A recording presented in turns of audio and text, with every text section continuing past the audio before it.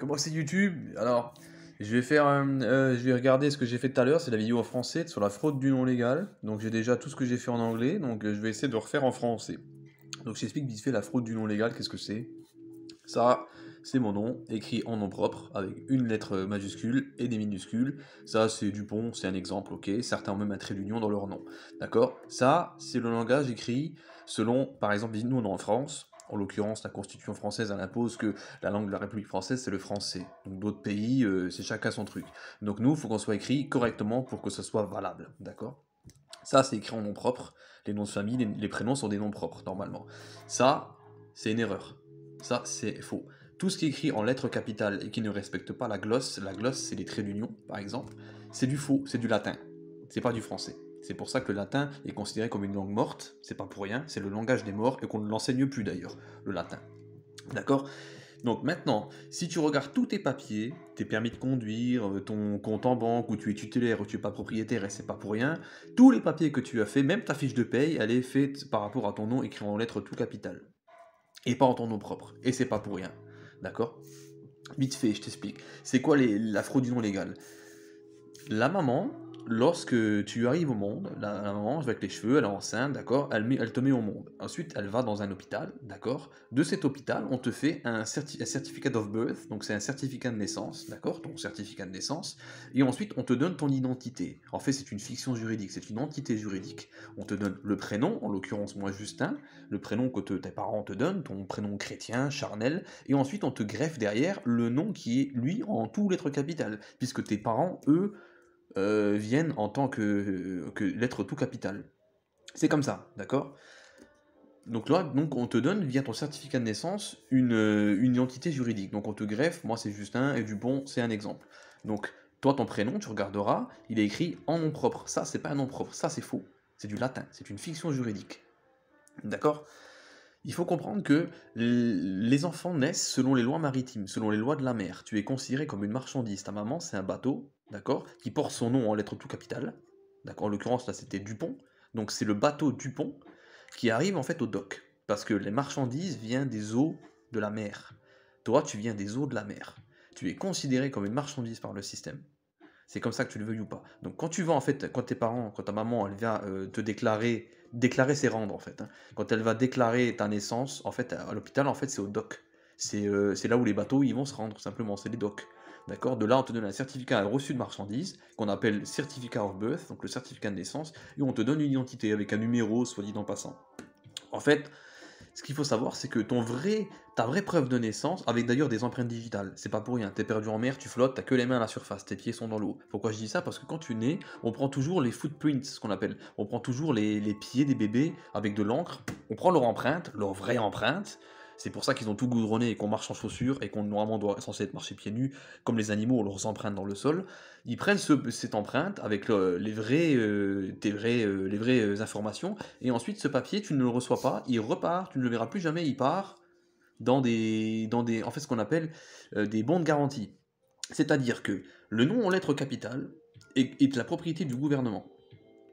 C'est aussi simple que ça. Ce document officiel que je t'ai dit là, avec l'empreinte du pied va dans des bulles et donc en fait le gouvernement eux empruntent de l'argent donc pour garantir que oui oui t'inquiète donne-moi des milliards je vais te les rembourser la bande le garantie c'est en fait ton papier d'accord c'est le certificat de naissance. Enfin, non, c'est pas du coup le certificat de naissance, c'est ton vrai certificat, j'entends, c'est ta vraie preuve d'existence. Parce que nous, en tant qu'être humain, au niveau de la valeur ajoutée, si tu veux, en fait, on peut faire des grandes choses, ça vaut des milliards. C'est pour ça que les bulles spéculatrices valent des milliards, de milliards, en fait. D'accord? Tu es simplement ce papier que tu ne reverras plus jamais, d'accord? Et simplement un bon de garantie pour les gouvernements de rembourser et de pouvoir emprunter autant qu'ils veulent. C'est-à-dire, il faut savoir une petite chose, c'est qu'au bout de 7 ans, selon les lois maritimes, si les parents ne réclament pas l'enfant comme marchandise, mais en tant que vrai humain fait de chair, d'os et de sang, au bout de 7 ans, selon les lois maritimes, il est considéré comme perdu en mer. Donc, ta marchandise qui est déposée par le bateau du nom en capital de l'imprimerie, s'il n'est pas réclamé au bout de 7 ans, en l'occurrence toi, tu es considéré comme perdu en mer. Donc, le gouvernement, en l'occurrence, moi je suis en France, la France, elle a tous les droits sur ton nom en capital. Ça, le nom de famille, ton nom de famille ne t'appartient pas. Tu es la propriété du gouvernement. C'est la raison pour laquelle tu es titulaire de ton compte en banque, ils peuvent tout te saisir, et tout ce que tu achètes avec ce nom-là, ils peuvent aussi te saisir. C'est pas pour rien qu'ils parlent de faire le grand reset, c'est que tout ce que les gens possèdent et ont acheté ou vont acheter ou ont des pseudo-propriétés avec ce nom en lettres tout capitales, ils vont tout saisir. Le gouvernement peut tout saisir. Je dis pas que ça va arriver, mais ils peuvent tout saisir. Rien ne t'appartient. La seule chose, quoi, qui est réelle, toi, c'est ton nom, en nom propre. D'accord? Qui est, entre parenthèses, délié de tout contrat. D'accord? Les obligations, juridiquement, dépendent des contrats. Si tu as une obligation quelconque, c'est que tu es lié à un contrat. Toujours. Le contrat, c'est la signature que tes parents ils ont fait attestant ton existence. Mais en fait, c'est le reçu de marchandises, si tu veux. D'accord? Ça, c'est le contrat, en fait. Ok?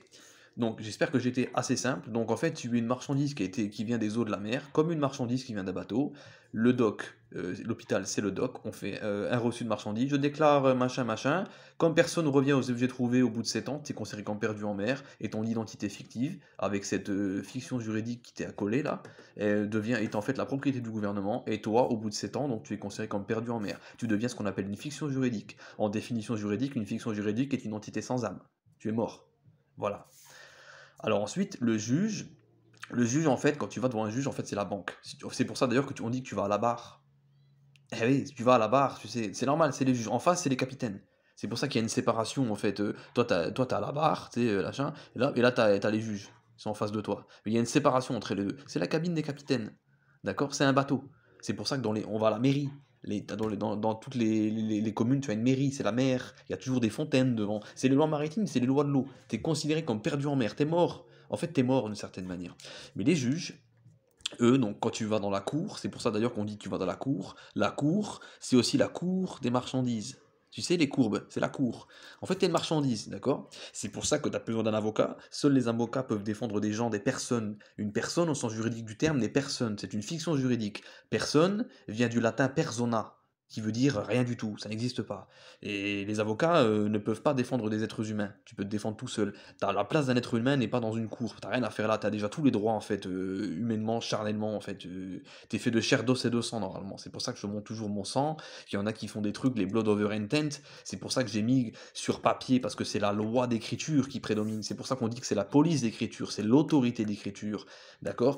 Et vu que c'est une fraude, et que ce n'est pas de ta faute ni de la mienne, il y a une loi accessoire qui dit que le silence, c'est consentir. Donc tous les gens qui savent pas et qui se taisent, eh ben c'est comme s'ils consentaient. Du coup, ils ont tous les droits sur toi. Ils ont la juridiction sur toi.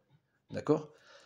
Il faut savoir que les juges, dans la cour de marchandises, ils ont, eux, les dictionnaires juridiques. Les dictionnaires juridiques, ce sont des mots qui sont écrits en lettres tout capitales et pas en nom propre. D'accord? C'est écrit en tout capital. Et les définitions de ces mots sont complètement différentes que celles que tu peux retrouver dans un dictionnaire traditionnel. D'accord? C'est pas pour rien. C'est pas du français. Je le répète encore une fois, c'est pas du français, c'est du latin. C'est le langage de ceux qui ne savent pas lire. C'est du latin de cuisine. C'est même un latin qui est dégradé. D'accord? Alors ensuite, ce qu'il faut comprendre, c'est que nous sommes devenus des fictions. D'accord? Nous n'existons pas. Ce qu'ils ont fait, en fait, c'est que toi, maintenant, tu n'existes plus. Ils nous ont tous mis dans une grosse bulle, toutes les fictions, et ce qui s'appelle en termes commerciaux des corporations. Nous sommes simplement devenus des corporations, et nous ne sommes plus du tout des entités réellement humains, de fait de chair, d'os et de sang. Tu es une fiction juridique. Les francs-maçons, ils savent ça. C'est pour ça d'ailleurs, ils sont souvent appelés par leur prénom, et pas par leur nom de famille. C'est pas pour rien. Le nom de famille ne t'appartient pas. Ton prénom t'appartient. Être ou ne pas être. Tu n'es pas là, tu es. D'accord? Ensuite, je fais une parabole avec le déluge. Tu sais, quand les eaux sont descendues d'en haut et ont rempli la terre. C'est possible que ce soit arrivé, mais c'est possible que ce soit une métaphore. Simplement, cette métaphore qui fait que c'est l'eau qui t'a lavé, d'une certaine manière. Tu vois, l'eau, ça lave le sang, hein, c'est bien connu. Et ben voilà. En gros, ça peut être une métaphore. Le déluge est simplement peut-être une métaphore simplement de l'application des lois maritimes, qui date certainement de Constantinople et de l'empereur Justinien. Donc ça aussi, tu peux en chercher, tu peux aller te renseigner. Ensuite, j'ai fait une parabole avec les flux. Tu sais, quand tu regardes, je t'ai dit, la matrice, en fait, c'est un monde virtuel. C'est une projection. C'est une projection. C'est-à-dire que tous les canaux à travers les câbles et les flux, tu sais, numériques, quand tu fais un stream, etc., en fait, tous ces flux, tout ce flot, c'est comme de l'eau, en fait, si tu veux. Le 01, 01, c'est du code. Tout ça, ça doit être contenu dans quelque chose. Donc moi, j'appelle ça la mer numérique, de scie numérique. En fait, on est un document qui sommes perdus en mer numérique. Tu comprends? C'est pour ça qu'en fait, on est coincé ici, on peut pas s'en sortir, aussi facilement que ça. D'accord? Ça, c'est ce que j'ai compris, plus ou moins. C'est peut-être une erreur, mais en attendant, c'est comme ça que je perçois le truc. Donc on a le 7, on a la fiction juridique, et renseigne-toi, comme je t'ai dit, sur Thoth. Il faut que tu lises Thoth, parce que Thoth parle bien du mot. Au commencement était le mot. D'accord? En fait, c'est le mot, c'est par la loi de l'écriture. C'est pour ça qu'il y en a qui disent que tes mots, les mots que tu prononces sont des sorts, c'est des spells en fait. Parce que les mots, c'est la loi. C'est par la loi de l'écriture qui nous ont baisés. C'est un trick en fait. C'est un trick, c'est pour ça qu'ils ont tous les droits sur toi et que tu as des obligations, tu vas dans une assurance, tu dois payer des taxes, payer des machins, on te prend la moitié de ton salaire. En fait, c'est du vol. Ils te volent toute ta richesse parce qu'ils ont tous les droits sur toi.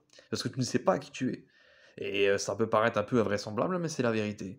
Donc j'espère avoir été assez clair, j'ai été plus rapide que sur la version française. Ça s'appelle, donc là c'est fraude legal name, ça s'appelle la fraude du nom légal. Par la glosse, ils ont fait un trick, ils ont perverti.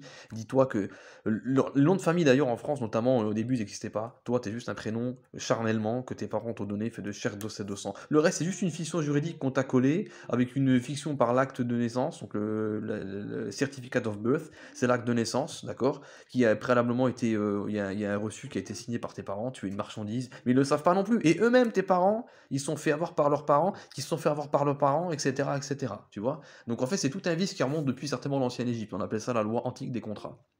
C'est pour ça que je dis que dans la bibliothèque d'Alexandrie, tout a disparu, les papyrus, à mon avis, t'inquiète pas que ça devait être étroitement lié. Donc voilà, ça c'est un petit peu ma parabole personnelle. Ça, ce sont des faits juridiques que tu peux savoir. Certains ont clôturé les dossiers. Je vais essayer de pas aller trop dans les détails. Il y a d'autres choses à rajouter qui fait que normalement, quand tu montes un compte débiteur directement, on te doit de l'argent par rapport à tes ancêtres, ce qu'ils nous ont légué. Ils le gardent bien pour eux. Et en fait, nous sommes simplement plus que l'administrateur. Tu es un administrateur du dossier. Toi, c'est pas toi, tu administres un dossier, tu as un dossier numérique. C'est pour ça qu'en fait, nous, on croit que l'on est cette entité, mais en fait, on est coincé dans la matrice. C'est tout aussi simple que ça. Tout est lié. Donc il faut que tu lises Thoth, et Thoth met bien en évidence qu'en fait, c'est la parole, c'est le pouvoir du mot. C'est ça, en fait. Là, il y a des lois qui te dépassent, et ces francs-maçons, ils savent ce qu'ils font. C'est pour ça que ce trick a été fait pour maintenir l'humanité en esclavage, et surtout encore dans cette matrice. J'espère avoir été globalement compréhensible. La fraude du nom légal. Et il faut que tu te renseignes et que tu lises Thoth. Tu verras, c'est fascinant. Et ça, c'est mon interprétation personnelle, mais qui n'est pas dénuée de sens. Voilà, je te remercie pour ton attention et à bientôt.